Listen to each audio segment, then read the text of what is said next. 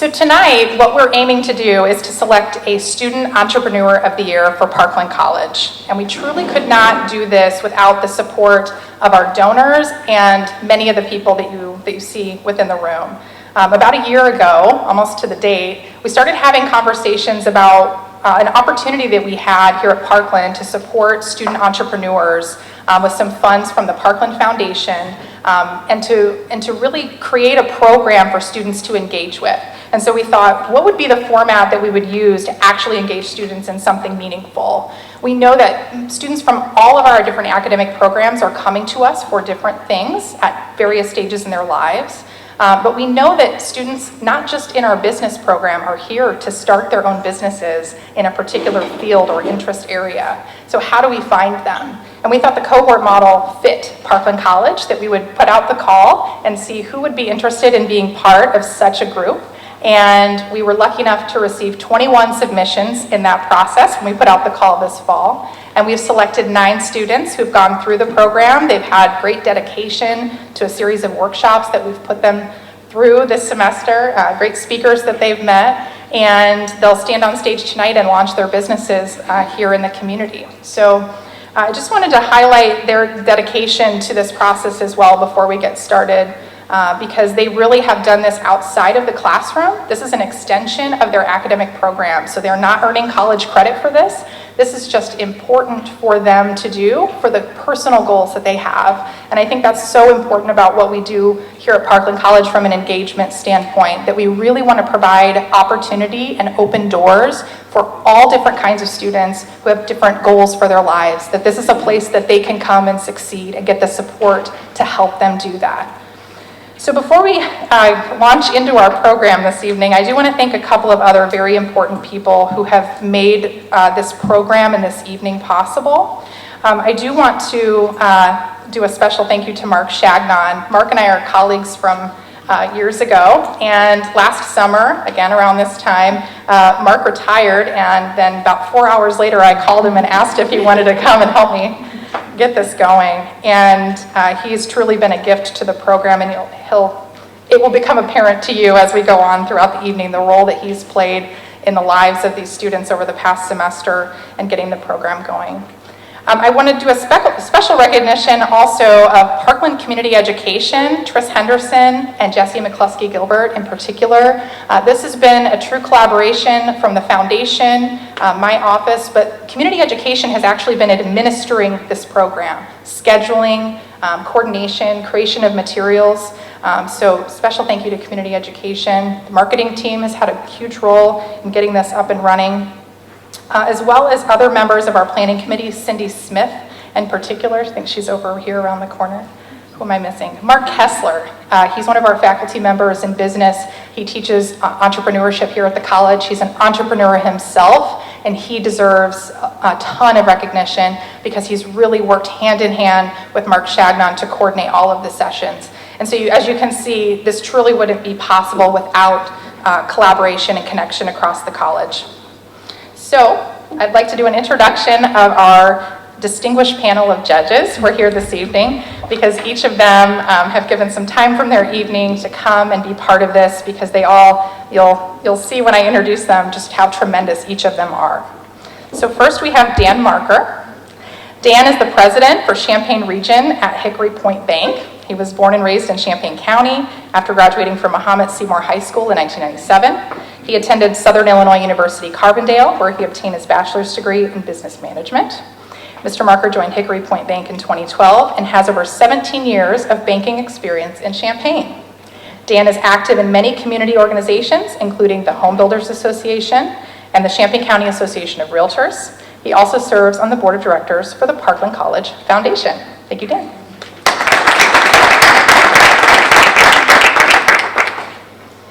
Next, we have Joan Dixon. Joan is the president and CEO of the Community Foundation of East Central Illinois, works with donors to ensure that their charitable wishes are achieved. In addition, through the foundation's Center for Nonprofit Excellence, Dixon helps nonprofit organizations with board training and development, strategic planning, fund development, stewardship, succession planning, and other areas critical to success. With the recently launched Community Solutions Incubator at the Community Foundation, Dixon and the leadership team is able to offer space and resources to nonprofit organizations who are identifying our community's issues and working to solve them through social entrepreneurship. Thank you, Joan.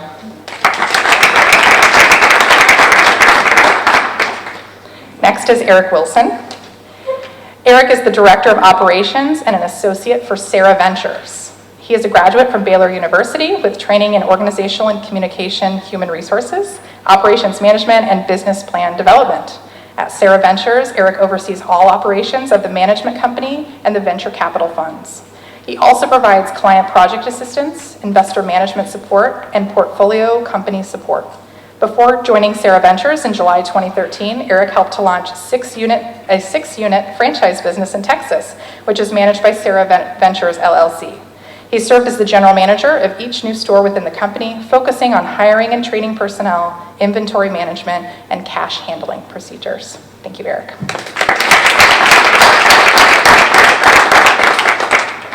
Next is Marissa Sierro.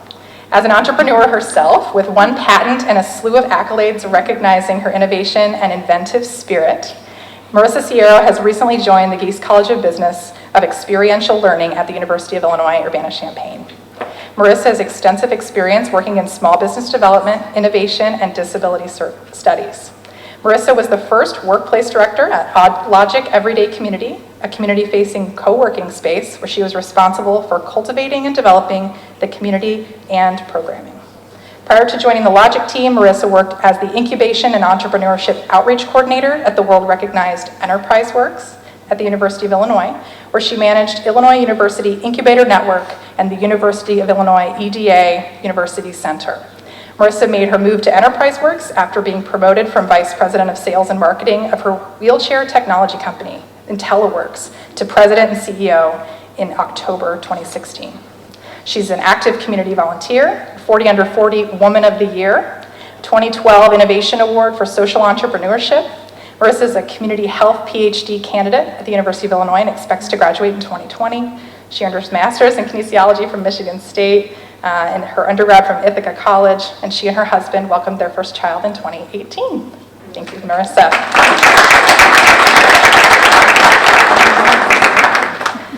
Julie Wisher is our faculty representative and our clean judge. She told me about that.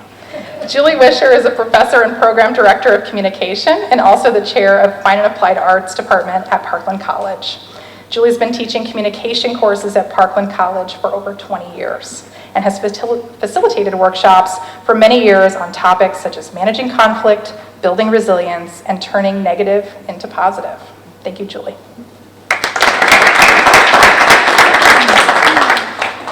Last but not least is Carly McCrory. Carly McCrory is the Executive Director of the Champaign County EDC.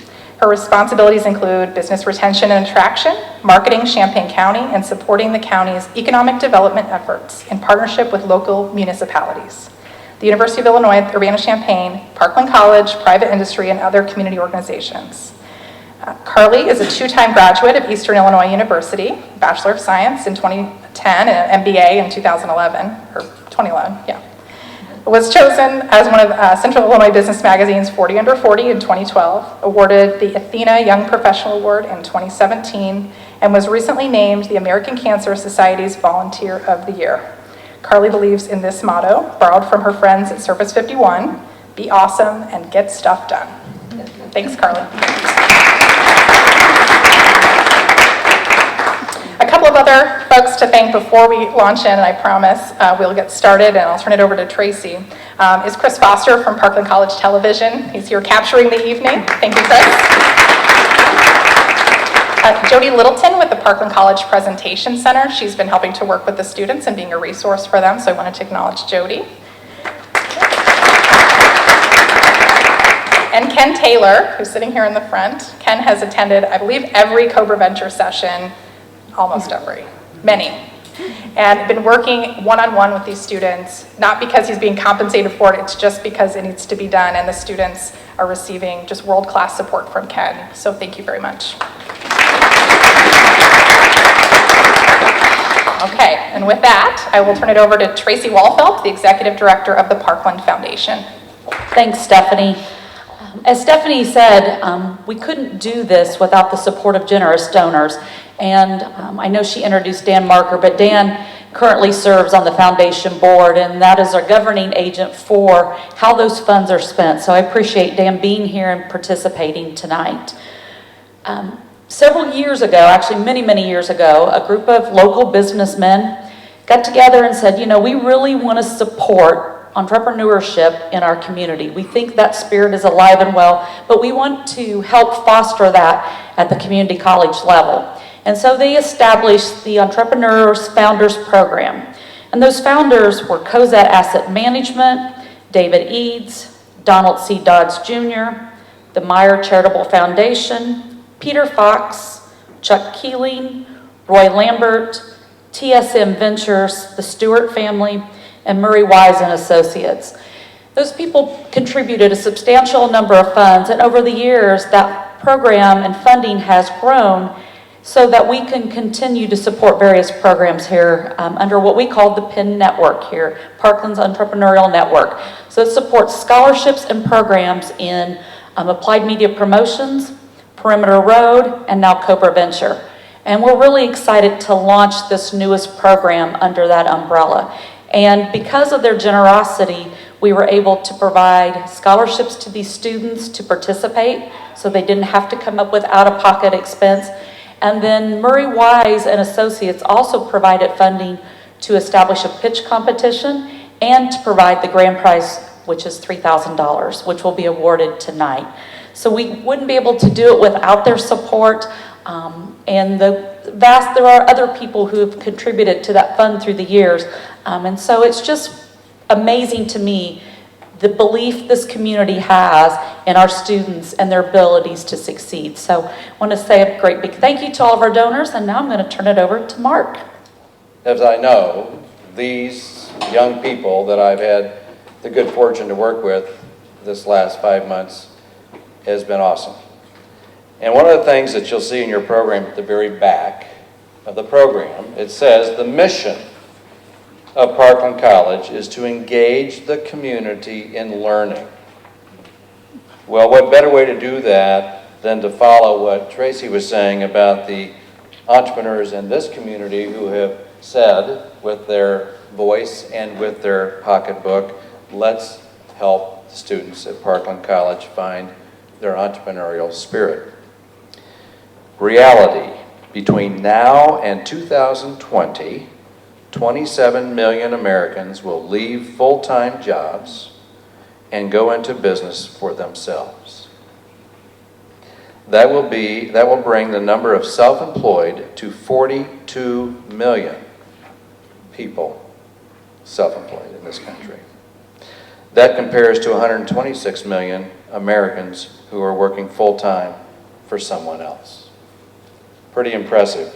But what it says to me is the mission is to serve the community, and if the community is moving towards self-employment, what not a better way to offer our students the opportunity here at Parkland College to find out what entrepreneurship is really all about, what's that spirit all about, and how can we, the adults here at Parkland College, help those students who are engaged in this find their way, meet people, learn how to network, and develop that idea that may become the next super business in this area.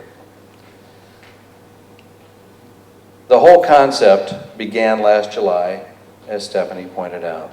Discussions, talk, and it led to where we are today. It wouldn't happen, as it's been said. It's a team effort. Not one person, but a number of people put this together. I was just fortunate to be offered the opportunity to facilitate the work of 9 phenomenal students. We established the CobraVenture team, advisory team of people from the community and Parkland. They reviewed the applications that we received, and from that review, they selected this group of individuals. Our goal for the students was to assist them in building their own business plan.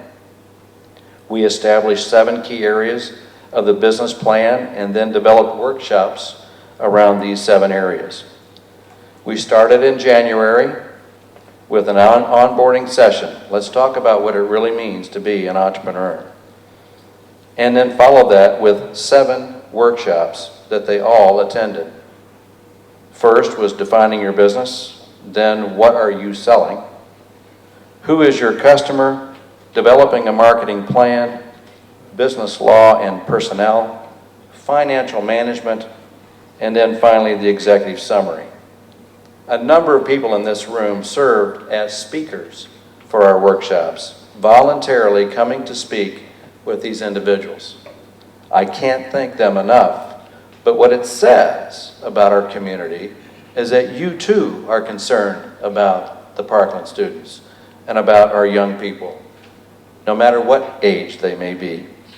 And you want to see that they get as much as they can about this new idea called my own business. The last 2 weeks, it's been exciting. I've got 9 nervous people that have been working hard on preparing their 5-minute pitch. And I kept telling them all the time, you don't want to forget the 5 P's of success. Prior preparation prevents poor performance. So practice, practice, practice. Eric Wilson's heard that before since I coached him in basketball back at Edison. I want to share now with you, the audience, the format for this evening. Each pitch, each student pitch, is 5 minutes or less. The clock will show how much time each presenter has left. We have it right over here. When the beep goes off, the presenter has to stop talking, but they'll be done before that, I know. The judges, as a group, will then have 3 minutes as a group to ask a question or 2 of our presenter. After this, there will be a minute or 2 where we will get this speaker off the stage, get him re-mic'd, and get a new speaker on stage. While we're doing that, we give time for the judges to make their final comments on that individual's presentation. So, without any further ado, it's time to get started. The order of presentations you will hear tonight were drawn from a hat. This was not something that we told them what they were going to do. It was all drawn from a hat. But we had some guys scurrying about, hey, I'll trade with you. Would you trade with me? I don't know. So, but they're all excited. It's time for them to give their presentation. So our first presenter this evening is Gail McDonald, a non-degree student who resides in Champaign, who speaks to you this evening about her business, Windsor Hill Productions. Gail. Thank you very much. You're welcome. Thank you very much. I'm glad to be here. Once again, my name is Gail McDonald, and I'm the CEO of Windsor Hill Management, Windsor Hill Productions. And what our production company does is we provide full-service audio, video, and event management services, not just to the elite, not to those who can afford expensive expertise, but to more the common man. And so right here I have a few examples of what we would provide. And so our audio, video, and event management services come from my background in event management and also as a performer for many years. And I'm glad that, I'm really glad you mentioned older, younger students, and that's me. In my younger years, I was a performer, performing on various stages. And you're always in the situation where you're hoping somebody out there is actually videotaping the performance. You're hoping someone has a good video, someone with a good eye is actually producing something for you. But rather than waiting for that, now we have this provided to the common person, including students and everyone in the community.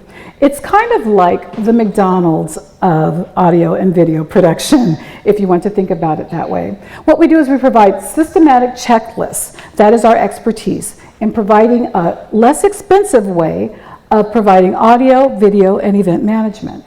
Each of our teams includes an event manager, an audio person, and a video person who go systematically along the tasks that are needed to provide an excellent quality of production. And one of the key things about that is they no longer need the expertise on the back end in creating extensive editing, but by using excellent equipment and specific systematic checklists, we're able to reduce the level of expertise that's needed to provide these services. Now, who are we providing them to? Not only organizations, regular organizations and conferences, which I have a background in conference management, but also to individuals who are just performing out there in the community. There are organizations such as Meetup, and Meetup is a group of people who are coming together, who've never met before, but coming together around a common idea or theme. For example, one idea is CU Poetry, which meets at the Champaign Library and here at Parkland College. Those organizations come together and bring community. They provide a community. Well, what we provide is a way for them to be able to see themselves on screen in a professional setting. That typically does not happen. So we provide these services to organizations like CU Poetry Group and other meetups, including songwriting groups, musician performance groups, even people performing out in the public, so that they'll be able to have the same level of expertise that someone would have, which would pay a larger fee. Now, as I said, it's very similar to McDonald's, but also if we think of the Uber concept. In the past, only the very rich would be able to have a personal driver.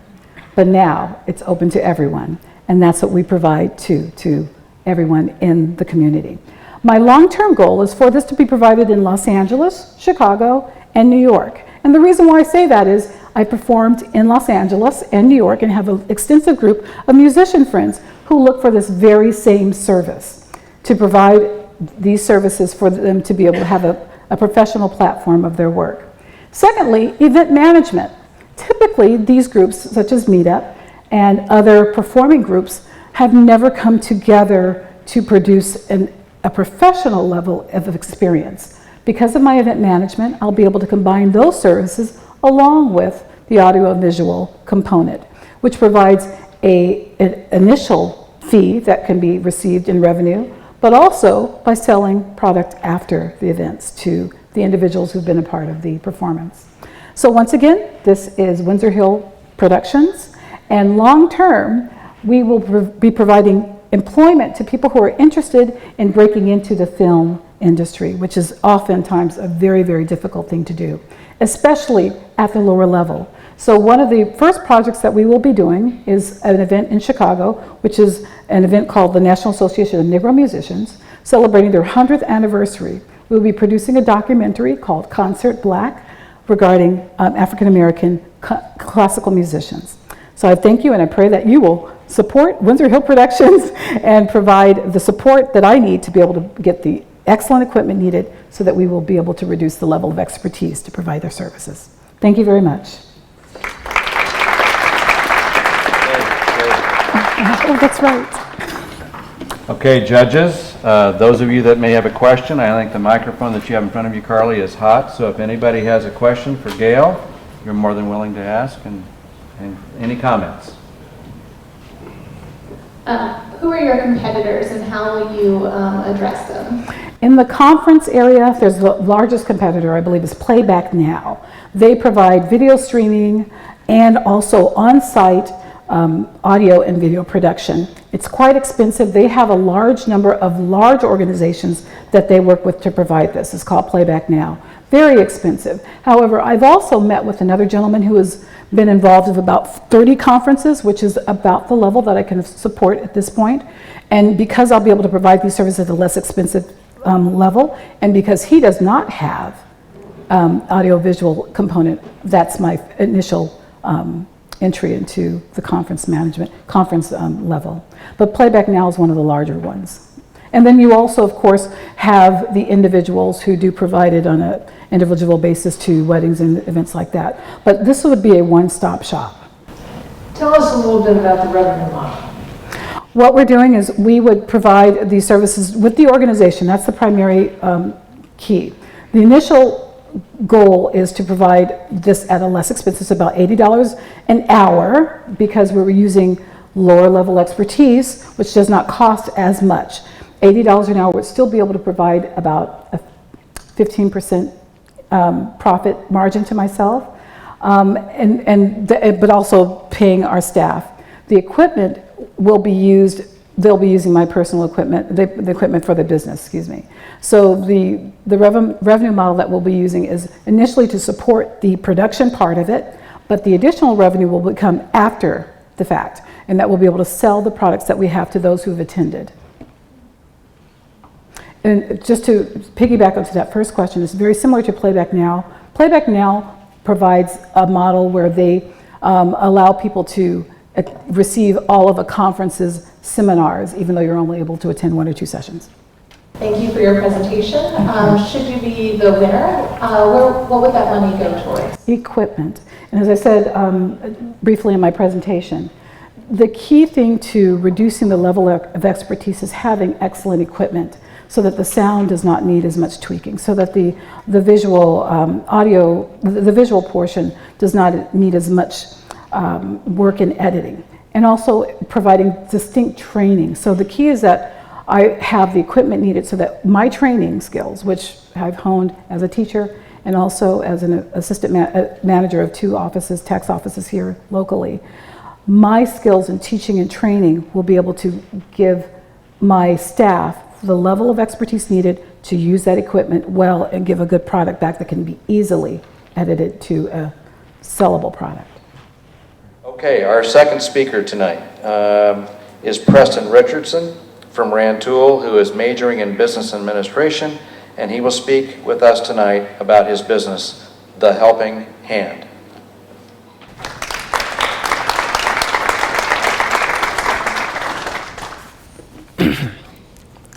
Hello, everybody.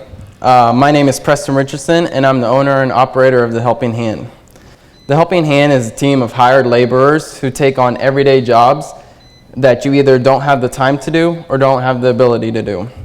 We can rake your leaves, pick up your groceries, wash your car, and much, much more. I'm a one-stop shop for reliable, personal services. I do not do skill-oriented tasks like an electrician or a plumber. I'm just a reliable guy that you can call when you need a hand. My market right now is mostly the elderly because they need a lot of help maintaining their home and doing chores that they once could. If you were to hire multiple people to do a few simple tasks, then you're paying too much. The money you pay those people all add up because you charge them just to come out to your house. But if I could do multiple jobs for you while I'm already there, it would just be more economical. I have already started my business and I have returning customers. I also see myself getting clients from the upper class who have the money to pay someone to do the unwanted chores, such as a wealthy businessman who is very busy and doesn't have time to do some of their chores. I have the demand, but people just don't know about me. I was on the News Gazette for an article about businesses that are starting up, and I had multiple people write down my number because they knew they were going to need a hand in the future. I charge $15 an hour because that's the minimum I can charge and still make an economic profit. I tried charging less as an introduction deal, but I had unhappy customers once I raised it back up to the $15. If someone needs their leaves raked, yard mowed, windows cleaned, and then they need some food being picked up, they're going to get charged an arm and a leg to hire all those different people to come and do those tasks for them. Or you could hire me for about 3 hours and I could do all those simple tasks for you for a low cost of about $45. And that's a steal. A mowing company charges around $35 just to do a small yard. So for $10 more, you can get all your chores done for the day. I would like to sell my car and spend $2,000 of the $3,000 of the prize money on a truck because my car has limited me multiple times on the types of jobs that I could do. So a truck is a must if I want to grow the Helping Hand.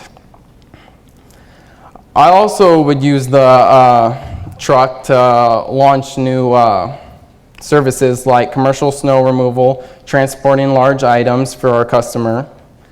I would also use some of the money into advertising into the paper because I have found that my customers that would normally need my services, the elderly, would read the newspaper a lot more than other demographics.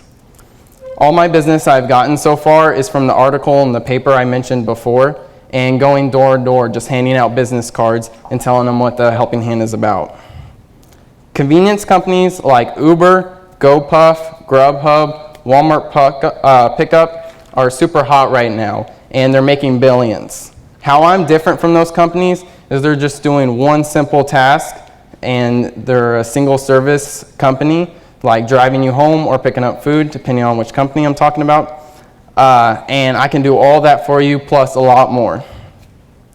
There's no need to think about who you need to call. The answer is always the same, the Helping Hand. But there is one company that's doing something similar to what I'm doing, and it's hireadaylabourer.org. But they are only in a select few big cities, so I won't directly run into them for competition for a long while. I see a bright future in the Helping Hand, and I hope you guys do too.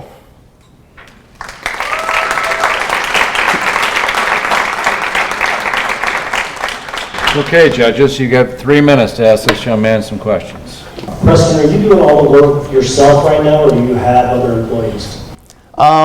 For the most part, I am doing a lot of the work, but on certain tasks, when my wife is available, she is helping me out on those jobs. That's free labor. Have you thought about as you grow and you have to add employees and you have to pay those employees, is $15 per hour going to give you any margin where you're going to be able to make a profit and also pay these employees and pay for advertising as you grow? Most definitely. I feel that I would, a going rate for an unskilled laborer such as this, I could charge them pay them around $10 an hour, take a small commission from that. If my company has grown big enough to be able to take a small commission off of multiple different people, then I believe that that could have a lot of room for a profit.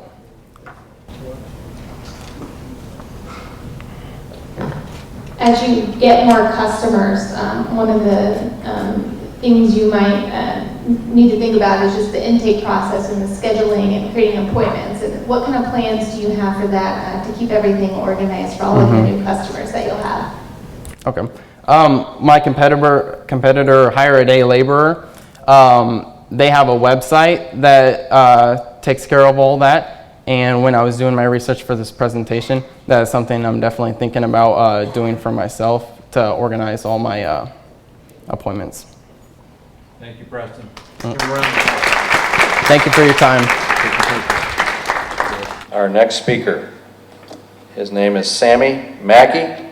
Sammy is from Champaign, who is majoring in engineering science, and he will speak with us tonight about his business, Mackey Farm.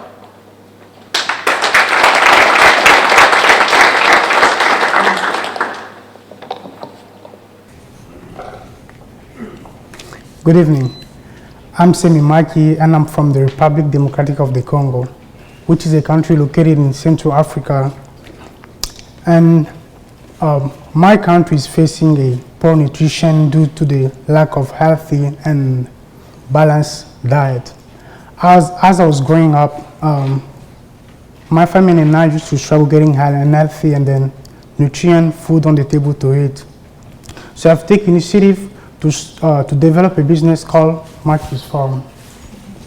Mackey's Farm mission is to raise and then sell chicken to at least 80% of the population of the Congo, who on a daily basis face a lack of nutrition and then healthy meat. The goal of Mackey's Farm is to offer quality meat and at a price people can afford. From my research, the small amount of meat that the population consume are imported from other countries. And any and all meats that the people who import meat, they only sell to the urban area, to the rich people. So by raising and selling meat to the people of my country, their business opportunities is enormous. Since the cost of importing food is high, and by raising chicken in my country and then selling it to the people of my country, it allowed them to have a low price and have a low price and have a balanced diet, which is very important to the human body. And something that people of my country can have a profit in buying my product is they can have a low cost, and then they can save a big amount of money. What would the cost of my startup money will be? First of all, my business will need to build a building where customer can come in and then buy fresh meat. In addition to that, my business will need a first set of chicken and 10,000 chicken. We can raise them and then sell them to the population. The need for the chicken to grow, we're gonna need vaccine, vitamins, water resources, and some additional expenses. So we are anticipating a cost of $4 to raise each one chicken from the time they are babies to when they are ready to be sold. And we're gonna be selling about one chicken at $5 to $6 for one chicken. I have experience in farming because I grew up farming with my parents, and I'm also majoring in agricultural engineering at Parkland.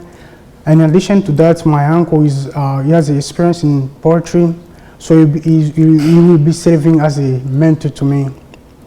Based on the market area within our family farm and the growing economy in my country, I feel that with the low cost of our startup money of $10,000 and our projection of selling 50 chicken a week at a cost of $5 to $6, it will help my customer, and then serving time instead of waiting for the meat from other countries to get to them.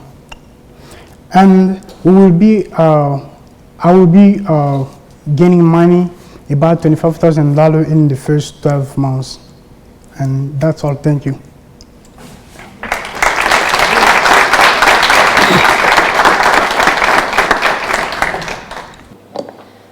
What does your distribution model look like for your customers? Will they be coming to you, or do you plan to deliver? So my plan is, since like I'm not really very known in my country, I will be going door to door to the people to tell them about my business and how I can serve them to lower their price and then getting a balanced diet. Yeah. What is the average income of your clientele? Will they be able to afford a chicken that's $5 or $6? Yes, of course, yeah. So like the economy is growing in my country recently, and then I feel like it's gonna lower the price if I raise the chicken in my country, in my community. Yeah.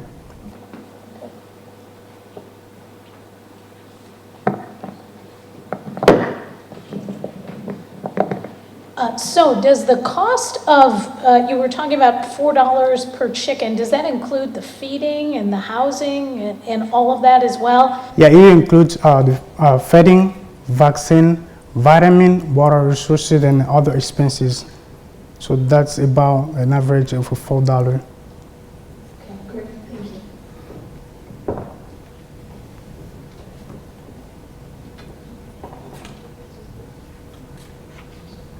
Sammy, congratulations. Good job.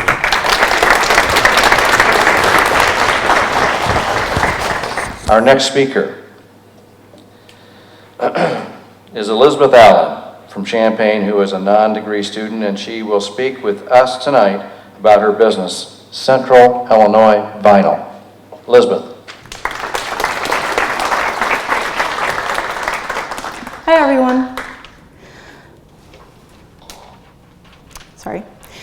Streaming has permanently changed the way we buy, sell, and experience music. It's never been cheaper or more accessible. Despite this, vinyl is making a comeback. Their sales have been growing for 13 consecutive years. 17 million records were sold in 2018, a 15% increase from 2017. In an age of instant gratification, people still crave and seek out that analog experience. My business, Central Illinois Vinyl, will tap into this resurgence while also enriching my local music scene by providing affordable, small volume, custom lathe cut vinyl records. Traditionally, pressed vinyl is very expensive to make. A run of pressed vinyl will generally require a minimum order of 300 units due to high setup costs, translating to about $1,200 or more. That is far too expensive and not really a wise investment for bands who expect to sell 100 units or less, barring most musicians from selling it at shows or record stores. The solution is lathe cut records, which are less expensive to make in small volumes without sacrificing quality. Lathe cut records have no minimum orders since, unlike pressed records, there are no initial setup fees. Each record costs the same to produce, raw materials and time spent. So looking at some rough but conservative numbers, starting out, if I offer a package of 35 12-inch vinyl records for $350, each blank vinyl record costs about $3 to $3.50. That's a profit of $225 per package. If I work 5 hours a day, Monday through Friday, since I also work full-time as a small business office manager and a bookkeeper, each package will take me about a week to produce. That's a 1 week turnaround in an industry which typically requires 8 to 10, and I would get paid a little less than $10 per hour, which is not great. But since record cutting lathes can run out of a small office or even a bedroom, I have no other recurring overhead other than, I have no other recurring overhead costs, allowing me to reinvest all of my profits back into the business, eventually running 2 lathes at a time, doubling my efficiency. If the band sells a record for $20 a piece, this is average, they would be making $10 per record. Even with this model where I'm underselling my service compared to my competitors who are charging $15 to $20 per record, both my customers and I make a profit, and so I can grow my business. I've saved $2,000 already, but given this opportunity, I would put $3,000 towards the lathe and towards legal and accounting fees. A record cutting lathe starts at about $2,000, while legal fees start at about $1,000, which is something I've learned from CobraVenture. Thank you, Mark. The money from my own savings would go towards raw materials and attending a seminar camp in June that teaches everything you need to know about lathe cutting, which was recommended to me by my amazing Parkland teacher and mentor, Adam Porter. Though I have experience working with power tools and have a wealth of knowledge on audio production already, I would see this as an essential step to help me provide the highest quality product to my customers. So the natural next questions are, who are my competitors, what's my advantage, and why me? Well, I am a musician, and it's through playing shows in this town and being a part of the scene that I've identified this need. I've been networking and built a rapport with other musicians and engineers, recording studios and record store owners in town. This is a service that many of them wish they had access to, and being local allows me to offer super personalized customer service and a much faster turnaround with minimal or no shipping. My connections in this area give me a natural presence and a massive head start in advertising. My closest competitors in Chicago and Nashville only offer pressed vinyl records, not lathe cut. Central and Southern Illinois have thriving music scenes that emphasize do-it-yourself, but artists in these towns can't afford a $1,200 price tag, but they could afford $350. These bands would be jumping at the chance to sell their music in a vinyl format, not only because they would be making money, but it also provides a sentimental and emotional token to the band's dedication to their art, which is important.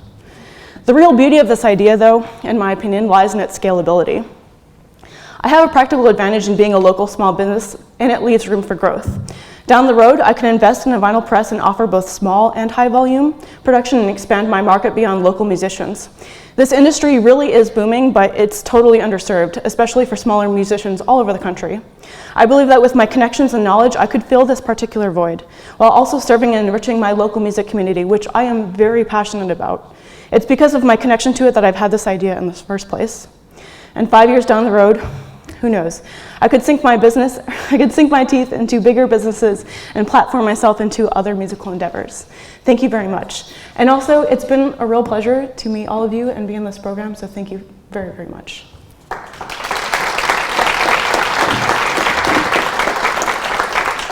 Okay, judges, time for your questions. Any comments, questions for Elizabeth?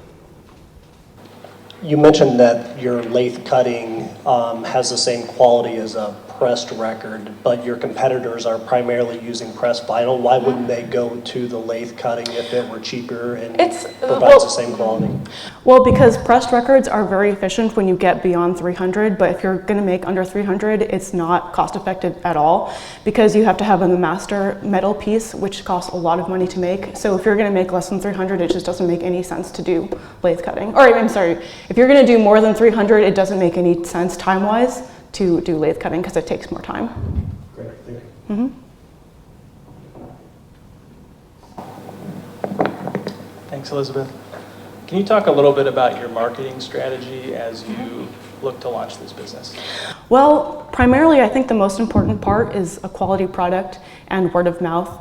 I think musicians talk to each other about services that they get and like how to get shows in different places. You know, like musicians talk to each other all of the time, and really that would be my most essential piece of marketing, and also just going to record stores, going to studios that I've recorded in myself and saying, hey, you know, I have this service, I'd really like to offer it to the musicians who are coming to your studio to record. Like, I will give them a 10% discount if you tell them about my service and they purchase a package, you know.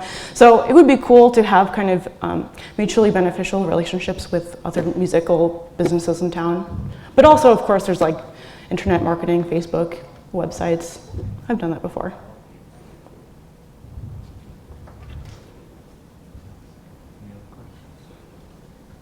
Thank you so much, everybody. Thank you very much, Elizabeth. Excellent. Good job. James Burr, a non-degree student originally from Paxton, and he will speak with us tonight about his business, Brace and Bite Woodworking. James.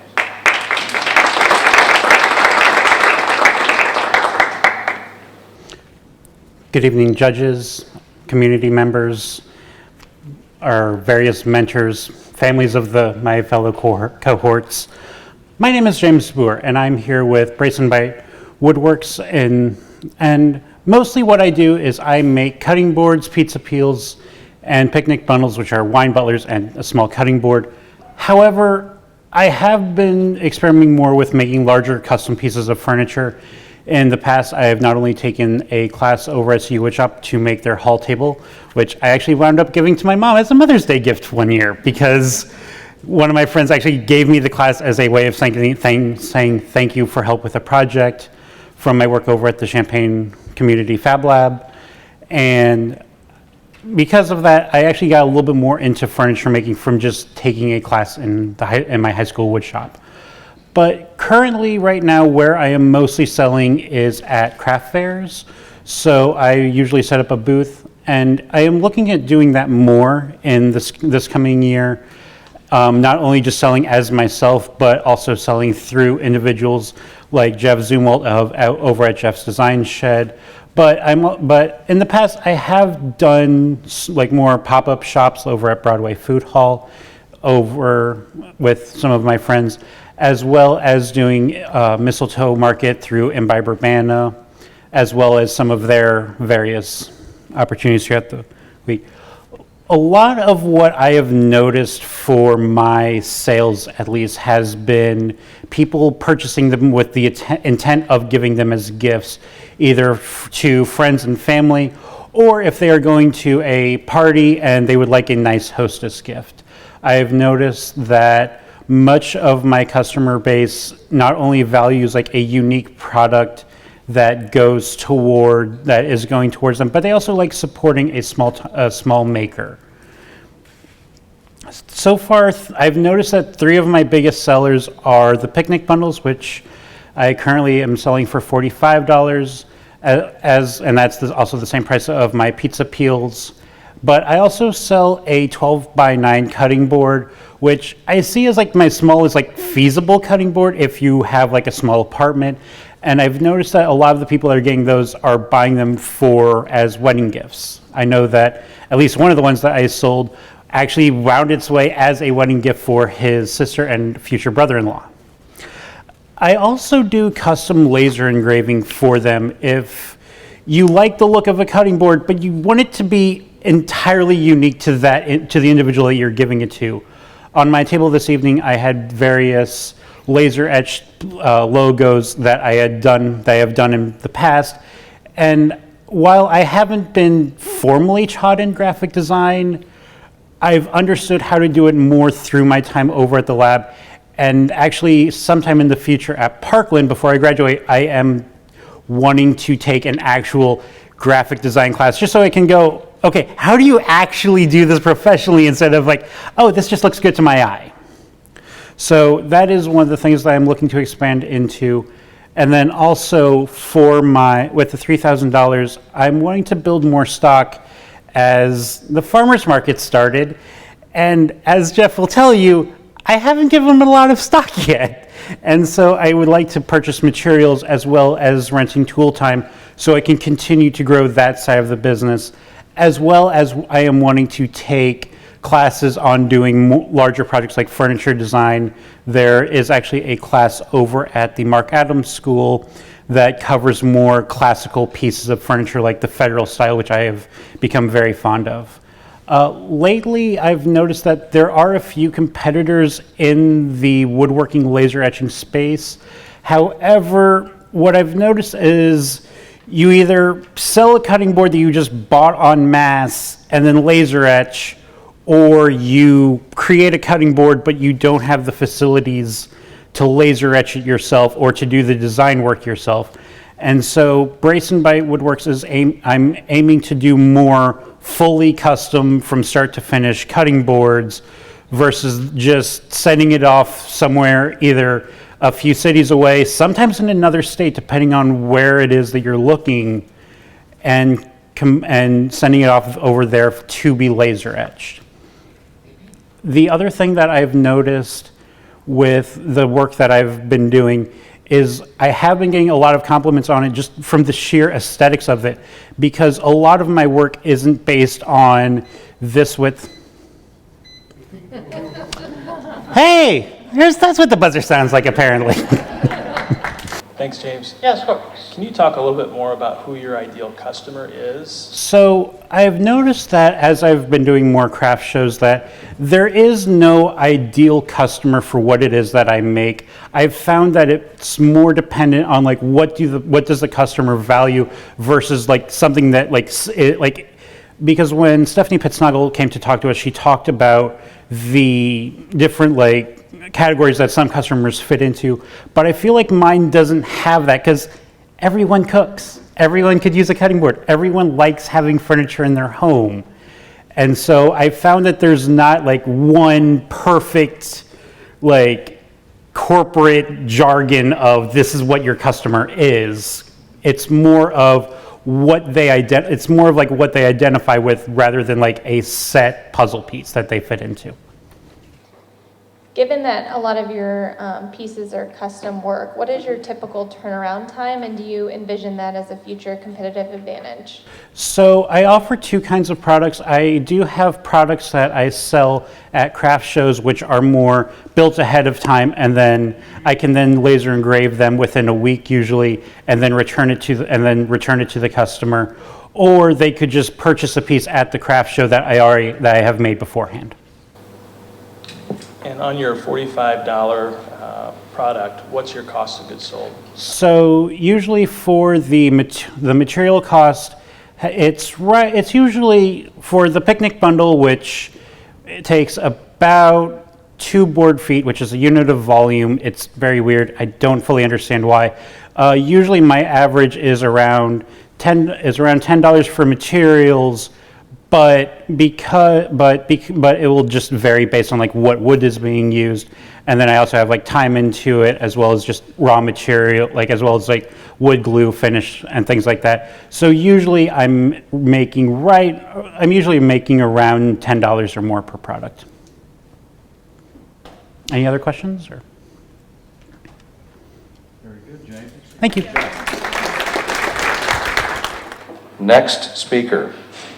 Our next speaker is Dylan Taylor from Champaign, who is majoring in computer science programming, and he will speak with us tonight about his business, Game On. Got excited.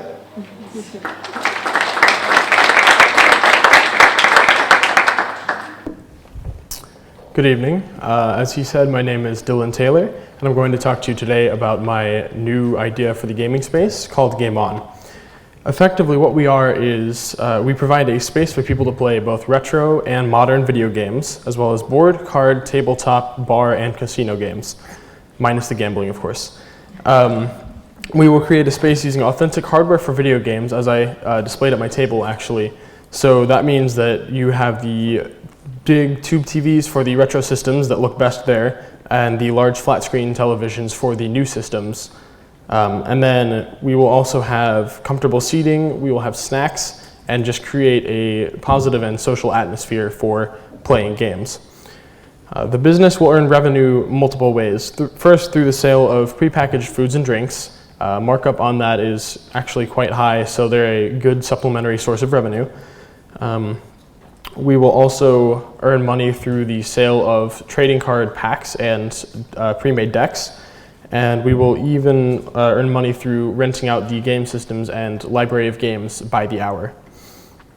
In the future, the business may also look into a membership system offering discounts per hour on the games and the systems, as well as discounted food and card packs. So one of the issues plaguing the community members that are into gaming is there isn't a unified space for all types of gaming. So there are local card shops, and the indirect competitors would be the local card shops that they sell cards and they have a space to play them. And then there's also retro game shops, and these shops will sell the games and the systems, but they don't offer a place to play these retro games. So there's a disconnect here. You can go to a card shop and play board games, card games, Dungeons and Dragons, things of that nature, or you can go to a retro game shop and purchase these games. But the disconnect occurs if you're into both of these. You're not going to drive 5 miles just to go buy a game, then go to the card shop, play cards with your friends, and go home.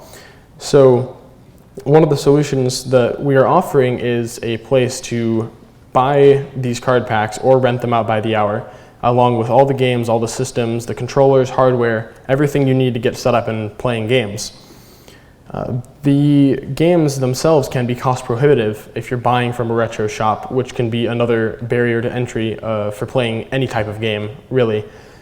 So by charging a flat rate for any game that we have in the catalog, people are able to save money and still get the same experience as if they were to buy all the games themselves. So by combining all of these types of games into one space, we create an environment for gamers of all types to come together and enjoy gaming.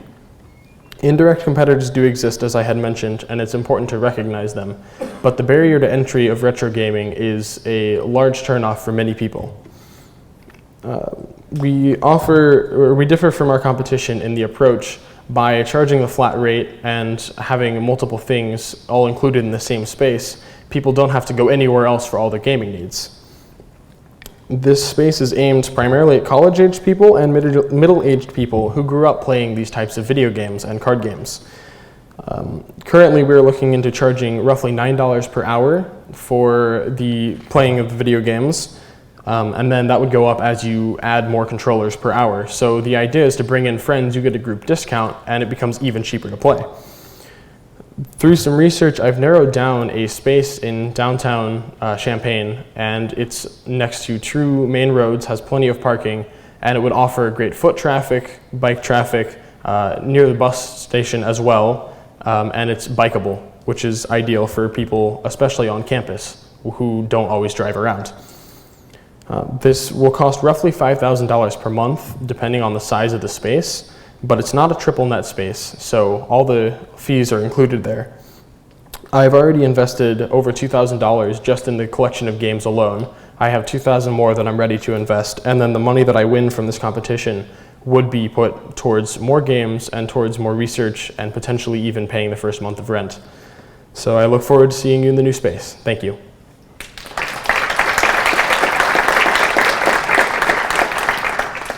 Okay, judges, it's all yours. Here we go.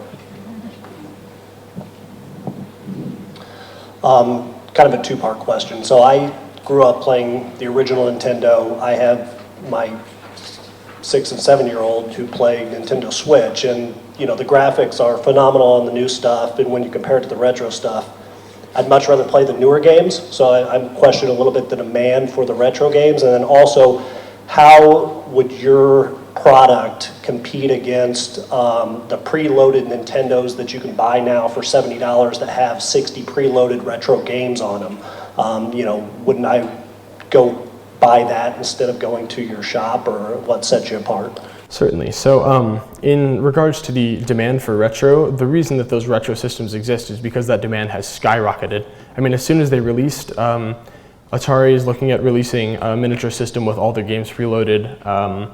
You know, retro game sales have shot up. The live action games downtown actually was able to grow and move into a new building because the demand for retro is so high. One of the things that sets us apart is the fact that these mini systems are cool, but they're not the authentic experience, and they can't always be shared as easily with people. So by creating a space where you can come in, use the original hardware, put the original cartridges in for that nostalgia factor, all with the authentic and original display technology, comfortable seating, and then you can bring friends along for an even cheaper rate, that's a lot more appealing to some that I've talked to than just buying the mini system. And that way they get the real experience, they get to enjoy it with friends, and it can still wind up saving money if you only care about a couple of games. Talk about your margin, if you will. One of the things you said you'd be making money on is prepackaged food. So if you buy like bags of chips in bulk, you can get 50 bags for $15. And if I charge $1 per, it's 25 cents per bag, roughly, when you do the math. And if I charge $1 per bag, then I'm making 75 cents on each bag. The same goes for sodas. You can get them in bulk for pretty cheap as well, and if I charge a 50% margin on that, that's even more revenue coming in. And that's in addition to all the other revenue streams that the business has. Can you talk a little bit about your staffing needs and when you envision your hours of operation? Sure. So since this is primarily aimed at people that would have day classes or have a 9-to-5 job, most of the hours of business would take place in the night. So say 3 o'clock to 8 o'clock or 9 o'clock, because high schools get out around 3.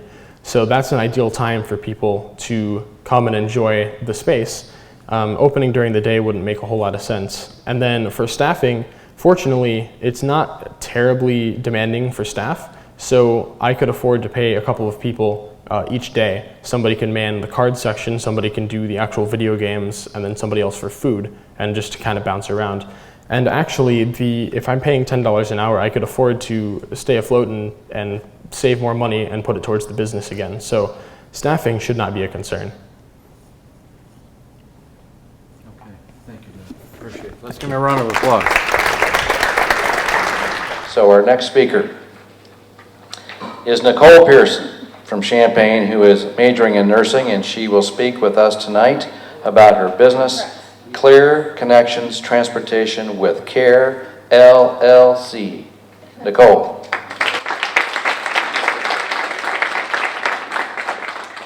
Good evening, everyone. I would like to thank CobraVenture for this opportunity to give my idea a chance to come to life. The name of my company is Clear Connections with Care, and what I would like to do is offer a transportation company, non-emergency transportation company that provides care around trip to and from your medical appointments, and I would like to offer a caregiver assistance to go with you, to help you out, to often give you a summary of what happened at your medical appointment, oftentimes gearing towards the elderly, but opening up to help everyone with their medical needs. Oftentimes you go to the doctor, you don't remember what happened, or you need some help and you don't have that help. There are a lot of medical transportation companies, but they don't offer a caregiver, which is what's really needed with you to accompany you to that appointment. So I would have someone go with you. I would have someone, if you need to get home, get your prescriptions, if you want to get something to eat, if you need medical supplies. Oftentimes, those are the little things that's missing. I've worked in the healthcare field for over 15 years, and all the places that I've worked, I've noticed that's the thing that's missing, the caregiver that goes with you, that supports you. If your Champaign is a melting pot, a lot of times people don't have family here. They come for school, they come for work, and so you're alone and you want to go to the dentist and get a tooth pulled, which requires you to have anesthesia medicine, but you can't have the anesthesia because you don't have anyone to go with you, and so you end up having to go have a procedure done with something you could have had happen, which was the anesthesia. So I would like to have a caregiver who could assist you to and from. A lot of times you see companies that do help at home, and they take the patient to and from the doctor's office or the hospital visit, but then they end up needing help getting the person, if they have a wheelchair or if they have multiple bags or if they can't walk or if they need assistance, then who helps the caregiver? So that's why I would have a driver. So it's two separate things. So you actually getting someone to focus on you and give you the help that you need. My intentions is to start small and grow. So I would be my first worker, my first caregiver, and I would have a driver. I notice a lot of times people think, well, that would be a costly thing to have someone go to the doctor with me, or I can't afford to pay for rides. What people don't know is that this is something that insurance offers you. If you call your insurance company, they'll give you the resources to a bunch of non-emergency medical transportation companies, but then you don't have the caregiver. So that what makes my company different from other companies is that I actually put the caregiver with the transportation. I've been in a lot of positions working at doctor's offices where I've had to come behind from the desk and help you, and people don't want to often ask for help. It should be there. So a lot of times I think that's why my company would be so unique and geared towards helping people. There are a lot of students here from colleges who don't have their parents and need to end up going in to have doctor's appointments or emergency procedures, and they need the help. So there is a wide variety of patients that I could help give my service to. For marketing, I look at things like Living Social and Groupon, who offer bigger platforms than what I could reach to get my message across to the what I'm trying to do to the community. And then there as well as small towns around who people feel like, how am I going to get to Champaign, or how will I get to my doctor's appointment, and who's going to help me? So that's where my company comes in to offer that helping hand, the support you need to get you to and from your doctor's office or hospital home safely. Thank you. Thank you.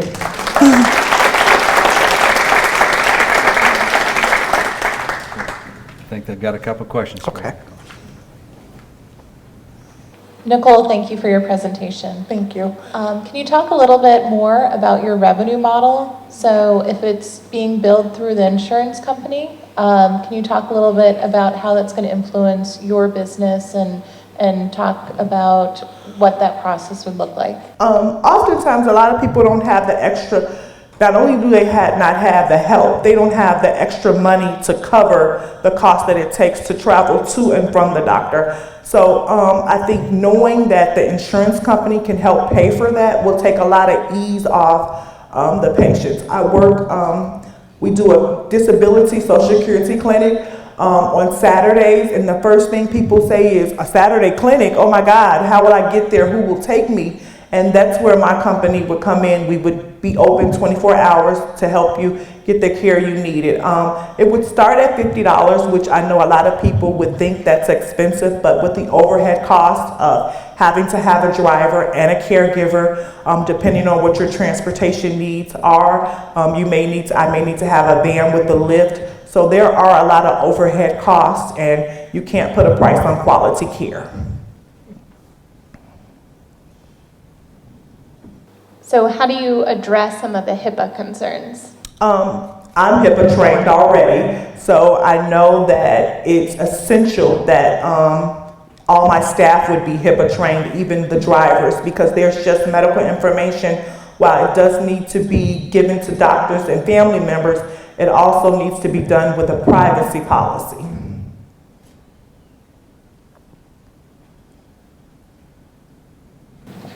Can you talk about what you'll use the $3,000 for should you win? Consulting human resource concerns. Because of my business, there is a lot of health risk and a lot of preparation and care that will have to go into getting each patient to their doctor's appointments. And so I know what needs to be done, but there's a lot of stuff on the back end that has to be done. So that is what the money would help me with. Thank you. Our next speaker is Mitchell Thompson from St. Joseph, who is majoring in science, and he will speak with us tonight about his business, Vanguard Drone Services.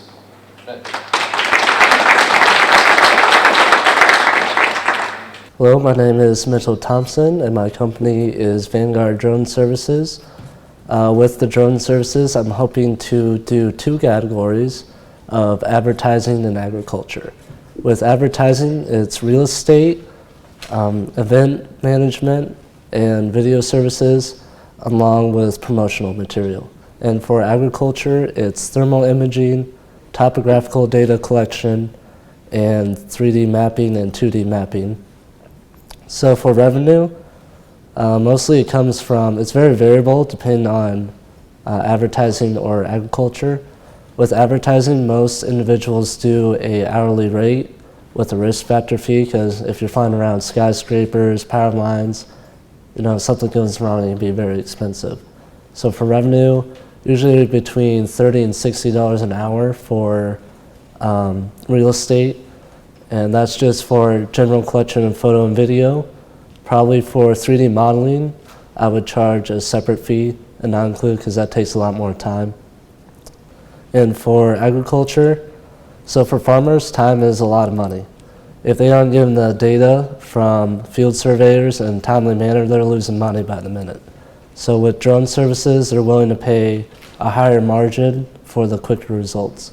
So mostly for agriculture, revenue comes in either by the acre or time, including a base flat fee for the technology, which kind of leads into the investment portion of agriculture. Requires a lot of money for the drone technology. For advertising, it's a little less because you just need, camera, drone with camera, and some photo editing skills. But for agriculture, you have to have a thermal imaging drone, plenty of batteries for, hours straight of flight. So with the $3,000, that would help with the drone fees for agriculture, because those can get pretty pricey. For the industry analysis, so right now in the United States, drones have really taken off in the past decade and are, for the majority, doubling all over the US. Big cities like San Francisco, LA, Chicago, New York, they're really the competition there is really high, but here in central Illinois, it's really died down. For advertising, there's a couple photographers that do a little drone work. Then there's your average Joes who do a little drone work on the side on the weekends. But for agriculture, it's mostly big corporate companies. So with me, if I was able to wedge myself in as a sole proprietor in the ag field, I'd be able to charge less than the corporations. I don't need to source a pilot or a drone, I would have it myself. And I would also be supporting local seed firms with partnerships and collusion with them. And for the advertising side, again, it's less likely. And most of the photographers are like the weekend guys, don't put too much effort into the work, whereas I have photo experience, video experience, color grading, and making sure the product is of the highest quality. Thank you.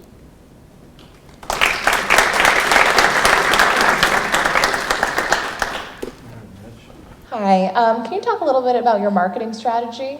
Yep, so marketing for the advertising side, it would be more for promotional. So Facebook, websites would really help in the advertising side. And also for agriculture, since farmers statistically don't really go on the web that much, so they're more focused. I would do word of mouth, so get in contact with seed companies, try to do a discount rate for first couple times.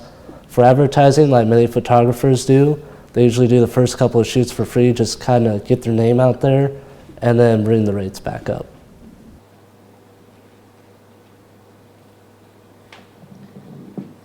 You talked a little bit about your competitors in the ag space, and there's certainly a lot, especially here in Champaign County. So besides price, what are some of your other competitive advantages? So I would say the strongest competitive advantage is customer service. You can have the best product in the world, but if you have crappy customer service, they're not going to want to come back to you or use your service again.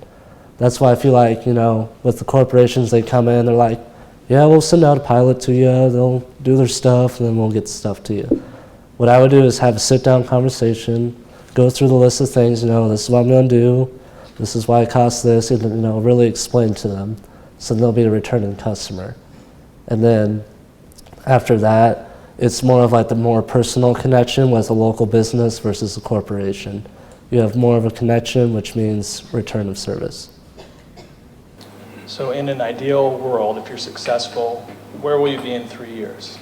So 3 years, I would like to first start out with advertising, build that up, because the ag is a really big barrier and really big leap for price-wise for myself. So start with advertising and then dip into the ag market. And then after a couple of years, switch more to the ag market because that has more revenue in it versus advertising. And hopefully after 5-10 years, I would set it up to be owned by someone else or a bigger company. Thank you very much. For our last presenter of the evening, we will be entertained, I think, by Roland Menland from Urbana, who is majoring in biological sciences, and he will speak with us tonight about his business, ED Global Telehealth LLC. Roland. Thank you so much, ladies and gentlemen, for coming tonight. I thank you also to all the CobraVenture leaders. My name is Roland Milland, and I'm a student at Parkland College. I'm here to talk to you about my company, ED Telehealth LLC. What if healthcare access was a great equalizer to the conditions of human beings? Will the world be a better place if there was no disparity and people from everywhere all had the same access to medical services and healthcare? As we speak, a report has revealed that half of the world population of 7.7 billion people still lack access to essential healthcare services. Moreover, healthcare cost is a burden for many poor families who can afford spending 10% of their household budget on health expenses for themselves or a family member. For this reason, I created my company, ED Global Telehealth LLC, with the goal to bridge the gaps in cares by reducing healthcare costs, reduce hospital readmission, and making preventive healthcare consultation and education available to all people that lack access to a traditional general practitioner at the medical practice. We could help families save as much as $6 billion annually in U.S. healthcare costs. Our team consists of myself, the founder, David Lonergan, our CFO, is MBA graduate and certified CPA with 10 years experience in healthcare services. And our marketing strategies bring on the table 20 years experience working with 500 Fortune company right here in the USA. Our solution, the unique product, patent pending, is called Egg Doctor Telehealth Boot. It's designed with the latest technology to build children and adult knowledge of their health and well-being, using preventive approach to prepare children for positive experience when they need to attend a medical consultation, and also, of course, providing adults with cost-effective healthcare services, mostly in remote locations like Indian reservation and also juvenile prison and educational institution as well. The profit revenue, we will charge our customer a fee to enter the telebooth. This will be done at the portal where they will have an option to reload existing card or buy a new card to be used only to enter the telebooth, around $15 to $20. Customers will pay a subscription fee for consultation between $20 and $59 for half an hour. ED Global is seeking for equity investors. Our cost to bring to market is estimated at $150,000 with a projected annual net profit before tax of about $9,053,000. The company has placed a valuation on the company of $82 million using multiple earnings methodology. The 3,000 that we're asking about here tonight will help us to begin the first stage of the project, which is speculation and also designing of a mock-up for our software first. The market size in telehealth is projected to surpass 16.7 billion by 2025.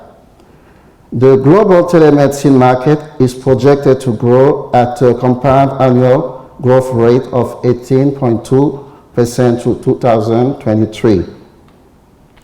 And the USA is leading the industry globally. Our competitive advantage: 98% of industry operators focus on delivering healthcare service via mobile application, but we realize that we can really focus in remote location. Thank you so much for your time. Any questions for Roland?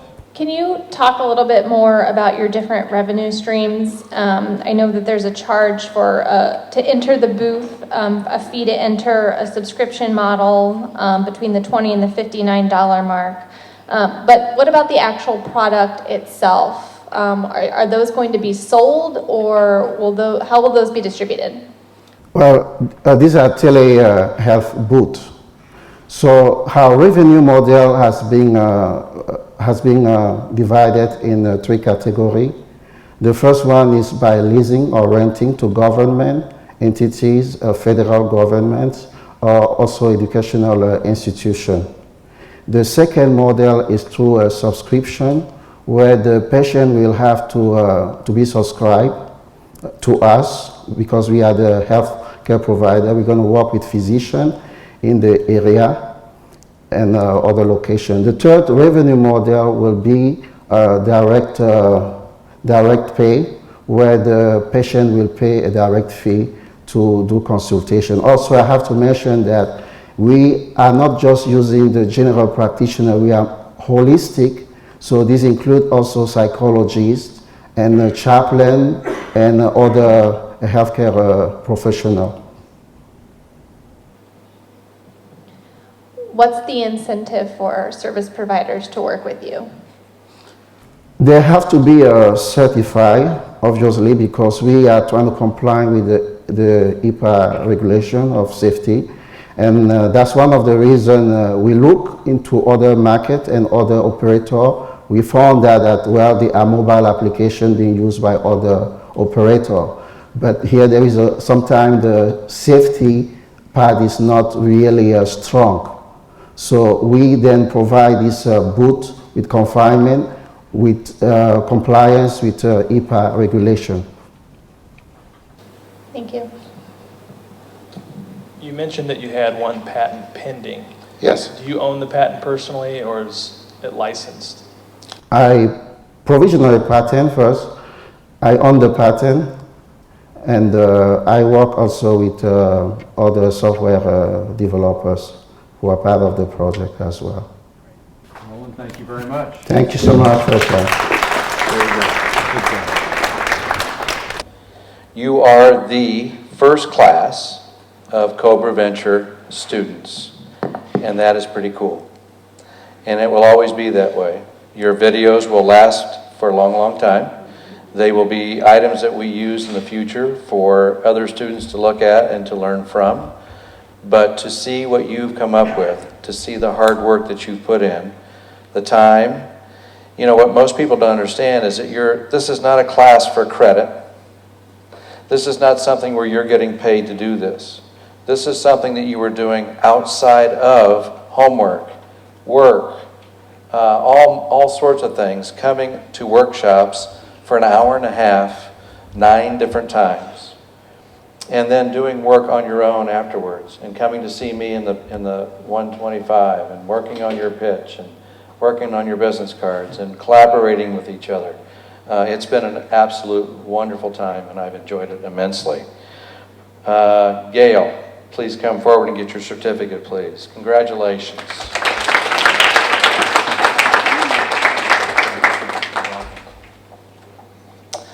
Next, Preston Richardson.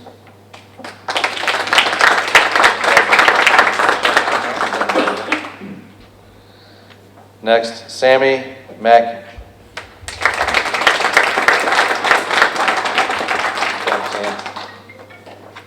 Next, Elizabeth Allen. Yes.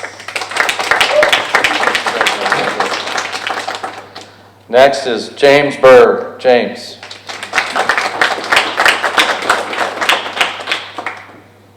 Next is Dylan Taylor. Dylan.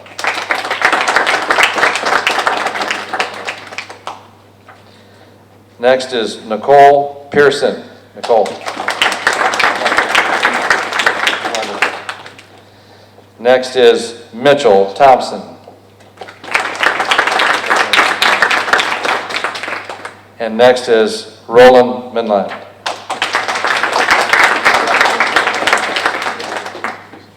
I think we should give these students a round of applause. They did an excellent job tonight. So after all of the judges' scoring and deliberations, and the winner of the $3,000 prize of the Murray Wise Student Entrepreneur of the Year is Elizabeth Allen.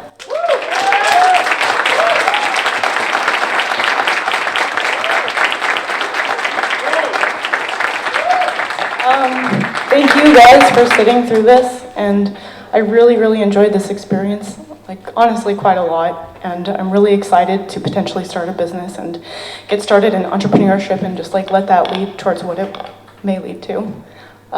Thank you.